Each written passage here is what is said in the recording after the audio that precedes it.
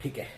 अभी इस वीडियो में ना हम कुछ चीज़ें डिस्कस करेंगे। ठीक है, ये बेसिकली इसको स्कैम्स ही बोला जाता है, बट मैं इसको स्कैम्स ना बोलते हुए टिप्स फॉर द टूरिस्ट बोलूँगा, बिकॉज स्कैम्स इज़ बेसिकली एक नेगेटिव वर्ड है। देखिए, आप दुनिया में किसी भी टूरिस्टिक कंट्री में जाएंगे ना, including our own country, scams हर जगह होती है, बिकॉज देर आर पीपल जो इसी टूरिस्ट के पैसों से जिंदा रहते हैं, like their livelihood is because of the tourist.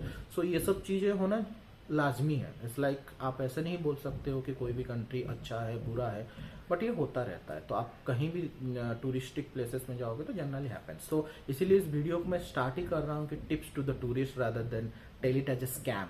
Okay, so सबसे पहला, ठीक है, मनी एक्सचेंज काउंटर्स। ठीक है, सो अब जब भी थाईलैंड टूर में मनी एक्सचेंज काउंटर्स देखोगे right in the city, tell a big no to them. ठीक है, करेंसी एक्सचेंज काउंटर्स में आप जब जाओगे ना, उनके रेट्स एकदम ही बेकार रहेंगे।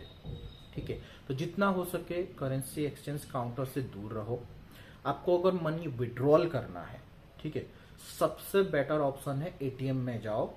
पर transaction they will charge you 220 बात। इजीली आप उनके करेंसी उठाओ, घर आ जाओ। That's the best way. But कुछ कभी कभी क्या होता है, आपके पास मान लो यूएस करेंसी है, आपके पास यूएसडीज हैं, डॉलर्स हैं, यूरोज हैं, आप उसको क्या करोगे? आपको चेंज करना पड़ेगा डेफिनेटली। तो मैं आपको ये सलाह दूंगा कि rather than going any random exchange, पहले आपके hotels, every hotel has their own exchange also tied up, वहां से ट्राई करो कि वो अगर आपको अच्छे रेट्स दे पाए क्या। क्योंकि मैंने जितना देखा, बाहर के रेट्स और होटल्स जब अपने खुद के कनेक्ट से आपको रेट्स देते हैं, दैट इज फार बेटर। तो पहले होटल में आप देख लो कि वो लोगों के पास है या नहीं, वो लोग आपसे कहीं से अच्छे रेट्स में जुगाड़ कर पा रहे हैं या नहीं, थाई बात। अगर नहीं हो पा रहा है, फिर आप जो भी एक्सचेंज काउंटर से जाए, otherwise a big no for me. ठीक है, नेक्स्ट स्टेप, तो मैंने अपना टूर स्टार्ट किया था ग्रैंड प्लेस बैंकॉक से। सो ग्रैंड पैलेस में ना आप जब भी जा रहे हो, ठीक है, मैं आपको लिख के रखता हूँ कि ऑन द वे में जब आप जाओगे ना, आपको बहुत सारे टुक टुक्स मिलेंगे, which is basically our auto rickshaw. ठीक है, वो लोग ना आपको बहुत ही मिसलीड करेंगे। बहुत सारे टुक टुक बोलेंगे कि देखो आज ग्रैंड पैलेस बंद है, आज ग्रैंड पैलेस में कुछ फलाना ढिमकाना है, वो बंद रहेगा, ये करेगा, आप मेरे साथ आओ। कुछ कुछ बोलेंगे कि आप वहाँ जा रहे हो, बहुत भीड़ होगा, आप वहाँ चल के नहीं जा सकते हो, ये बहुत दूर है, ये सब बहुत कुछ बोलेंगे। And they will somehow wanted you कि आप वहाँ वो टुक टुक यूज़ करो। ठीक है, सो टुक टुक यूज़ करने में वो क्या करेंगे पता है? वो ग्रैंड पैलेस जाने के लिए बहुत सारे रास्ते हैं। ठीक है, इट्स लाइक सिटी में बहुत सारे क्रिस क्रॉस रोड्स हैं वहाँ पर। सो वो जानबूझ के ग्रैंड पैलेस के ऐसे रास्ते गेट से लेके जाएंगे जो गेट हमेशा क्लोज रहता है। देखो, ग्रैंड पैलेस में अराउंड 4 to 5 गेट्स हैं एंट्री के लिए, ठीक है, लेकिन टूरिस्ट के लिए सिर्फ 2 ही गेट्स अलाउड है। सो वो ऐसे गेट्स पे लेके जाके आपको दिखाएंगे कि देखो गेट्स तो आज बंद है, आज ग्रैंड पैलेस तो आप जा नहीं सकते हो। फिर मैं ऐसा करता हूँ, आपको ना एक सिटी टूर करवा देता हूँ। आप क्या ही करोगे, ग्रैंड पैलेस तो बंद है, और फिर वो आपको एक सिटी टूर के बहाने आपको लूटेंगे। फिर आपको जब आके वहां छोड़ेंगे ना, अगर आप घूमते घूमते देखना कि जस्ट 200 मीटर आगे गए और वहां पर एक एंट्रेंस था और वो खुला था, but by the time 4-5 PM हो चुका होगा। Then you will realise. So ये स्कैम्स होते हैं, इसीलिए जब भी आप जा रहे हो, टुक टुक को बताना भी नहीं आप कहाँ जा रहे हो, सीधा मैप खोलना, मैप में डाल देना ग्रैंड पैलेस। ठीक है, वहां से चलते चलते जाना। ग्रैंड पैलेस का जो एंट्री गेट है ना, उसके साइड में मिनिस्ट्री ऑफ डिफेंस का बिल्डिंग है। बस that will be your landmark to grand palace. कुछ मत सोचना, चलते जाना चलते जाना चलते जाना। जहां पर आपको मिनिस्ट्री ऑफ डिफेंस का बिल्डिंग मिलेगा राइट, उसी के लेफ्ट हैंड साइड में जो गेट्स है वो है एंट्री गेट। खत्म। तो टुक टुक को पूछना ही नहीं। हो गया। सेकेंड में ना सबसे बड़ा टूरिस्ट को ठगते हैं वहां पर pink taxi and yellow taxi. ठीक है, pink taxi is basically for female, जो भी है नॉट जस्ट टूरिस्ट, सब भी फीमेल्स के लिए है। सो ये पिंक एंड येलो टैक्सी है ना, कभी भी गलती से भाई वहां पर बैठना नहीं। That is basically meter taxi है। बट मीटर टैक्सी क्या होता है? इट्स नॉट लाइक ग्रैब जो हम वहाँ का ओला एंड उबर है, कि मैप के हिसाब से ले, वो अपनी मर्जी के हिसाब से लेके पहुंचाएंगे। देखो आप जहाँ हो ना, सोर्स से डेस्टिनेशन जाने के लिए बहुत सारे रास्ते हैं वहाँ पर, बिकॉज मैंने जैसे बोला हर रास्ता हर एरिया में ना क्रिस क्रॉस रोड्स हैं, तो वो ऐसे डेस्टिनेशन पहुंचाएंगे दूर होते हुए कि आपको 100 बात की जगह 200 बात लगेगा ही लगेगा। ठीक है, तो सबसे अच्छा है कि आप वहाँ मत जाओ, उसको जितना हो सके पिंक एंड येलो टैक्सी को मत यूज़ करो। ज़्यादा ज़रूरी पड़ रहा है अगर वहाँ पर आपको क्या बोलते हैं मेट्रोज या ये अवेलेबल नहीं हो रहा है, सबसे अच्छा रहेगा ग्रैब यूज़ कर लो।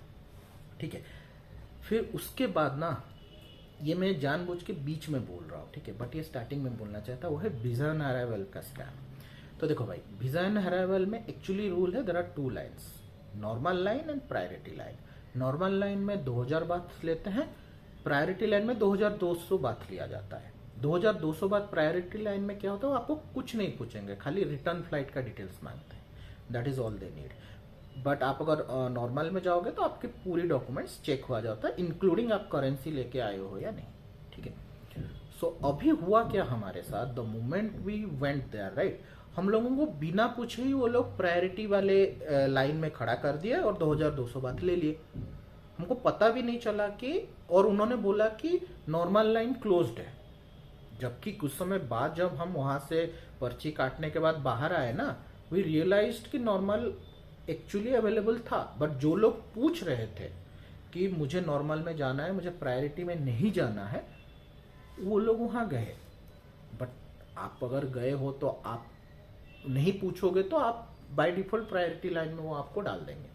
सो जब आप जा रहे हो वीज़ा ऑन अराइवल में, उनको बोलना, अगर आपके पास सभी डॉक्यूमेंट्स हैं, आपके पास 10,000 बात पड़े हुए हैं, तो आप बोलना कि नहीं मैं 200 बात ज़्यादा नहीं दूंगा, मैं जाना चाहता हूँ नॉर्मल में, और वहीं पर ही बोल के फिर नॉर्मल लाइन में खड़े हो जाना। That is one thing. लेकिन चलो, हम लोगों से तो वो 2200 बात की है, मैं आपको दिखाता हूँ, मेरे पास शायद उसका पर्ची होगा। हाँ, उन्होंने हमसे 2200 बात लिए, ठीक है, बट अगर ये देखोगे ना, यहाँ पर मुझे पता नहीं है, दिख रहा होगा नहीं, उन्होंने लेकिन काटा हम लोगों को 2000 रुपये, देखा। सो 2000 रुपये रिसीट में है, ठीक है, बट हमसे 2200 बात लिया गया। So you got it right, it's kind of scam वो कर रहे हैं। बट बिकॉज अब जस्ट लैंड हुए होंगे, तो मेरे मन में, अगर मेरे मर्जी ऐसा है ना कि अगर आपसे ऐसा हो भी गया तो टेक इट, 200 बात दे के 400 रुपये दे के निकल जाओ, क्योंकि don't start your trip with a negative note. तो मैं जानबूझ के इस पार्ट को स्टार्ट ऑफ दिस वीडियो नहीं बोला, बिकॉज ठीक है, होता है, प्रायोरिटी में भी गलत कुछ नहीं। आप 400 रुपये ज़्यादा दे रहे हो तो आप 15 मिनट से लेके 20 मिनट जल्दी बाहर निकल जाओगे, having your visa stamp. This is nothing wrong, but हाँ, उनको बताना चाहिए। बिना बताए अगर पैसा ले रहे हो तब भी आप उस पर स्टैम्प 2000 कर डाल रहे हो, दैट इज रॉन्ग। ठीक है, देन नेक्स्ट आते हैं भाई, और एक प्रॉब्लम है कि आप जैसे जैसे घूमोगे ना, घर की खाने की बहुत याद आएगी भाई। ठीक है, तो अभी प्रॉब्लम रहता है कि खाना कहाँ खाऊं, और वहां पर लोगों ने ना और एक स्कैम बना रखा है, वो है इंडियन होटल। तो हर किसी होटल में जाओगे ना, वहां पर इंडियन होटल लिखा ही रहेगा। ठीक है, 70 to 80% होटल में आपको इंडियन होटल ही लगेगा, बट खाना इंडियन नहीं होता है। वहाँ पर वही फिश सॉस यूज़ करते हैं, पता नहीं भाई क्या क्या यूज़ करते हैं वो लोग। जैसे थाई फूड में क्या होता है ना, वेजिटेबल्स को स्टीयर्ड फ्राई किया जाता है। हमारे यहाँ जैसे पकता है पूरा, वो लोग पूरा पकाते नहीं है वेजिटेबल्स को, तो थोड़ा सा आधा आपको क्रंची क्रंची सा फील होता है, वो रहेगा। सो बहुत सारे ऐसे होटल्स दिखेंगे जहाँ पर लिखा होगा इंडियन होटल।